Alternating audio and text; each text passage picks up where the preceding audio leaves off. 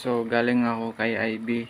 So, kinulayan ko lang naman ng gold yung ano niya, yung place niya sa cemetery. So, ngayon bumili ako ng chicken at tsaka konting pansit na ramen. At ito, boiling na siya. So, ganito kasi ako magluto. Pero pag sa ngayon medyo okay na. Medyo nasanay na ako sa stove. Dati kasi steam lang to sa rice cooker eh. So chicken. So puro siya, puro legs. Puro legs siya. Yan. So nilagay ko yung pansit na ginagamit sa ramen sa taas para hindi siya malata. Tapos ingredients ko nito, wala siyang chili powder, ano lang siya, garlic at saka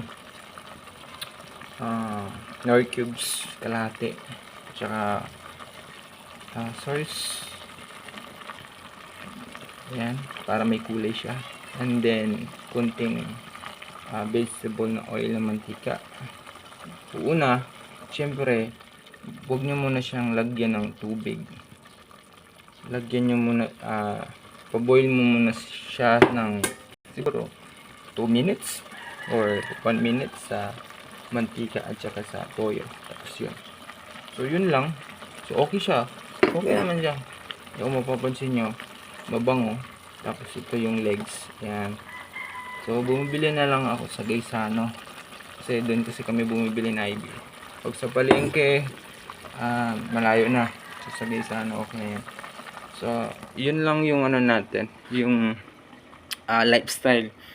Pero, binalik ko yung lifestyle ko ngayon na ganito kasi nga, medyo namimiss ko yung ganitong luto eh. Pero marami pang ingredients yun. Dapat may chili powder pa yan, meron green chili, at marami pang Korean na ingredients lalagay ko dyan dapat. Pero, hindi na nalagyan. So, next time gusto ko man lagyan, lutuin siya sa i-boil siya sa Coke or this Sprite. Unti-unti ko na inaayos yung kitchen dito. So dahil naman eh, gusto ko talaga magluluto talaga. Diyan ako magaling sa pagluluto ng Korean food. Pero sa ngayon, busy sa work, maraming mga inaayos. Pero okay naman kasi halos naman eh. So yung mga pusa ako, okay na din.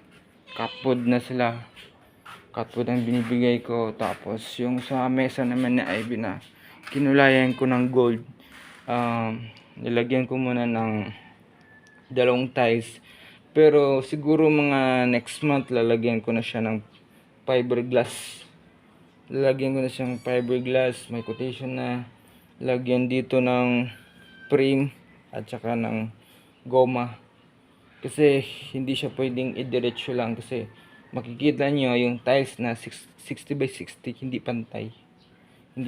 So pag nilagyan ng glass, kahit ganito kakapal sa tiles, mabibiak yung glass pag nilagyan ng mabigat. So ayun. So sa office naman, dahil yun nga, kailangan kong ipakita din sa inyo na so far okay din yung office. So yung office, ayan, kinulayan ko na siya ng gold. Ayan, pati yung gitara ko kinulayan ko na rin ng gold. Ayan, gold na siya. Ayan, gold. Pero plywood lang talaga to. Yung taklobo ko naman na nakuha ko sa dagat, lumang-luma na talaga to. Kinulayan ko rin ng gold. So okay siya. So yun lang yung update ko. Siguro marami pang update, not only in the problem. Gusto ko kasi na ibalik yung mga lifestyle namin ni IB. So yun lang yung vlog natin ngayon. See you sa next i-build natin.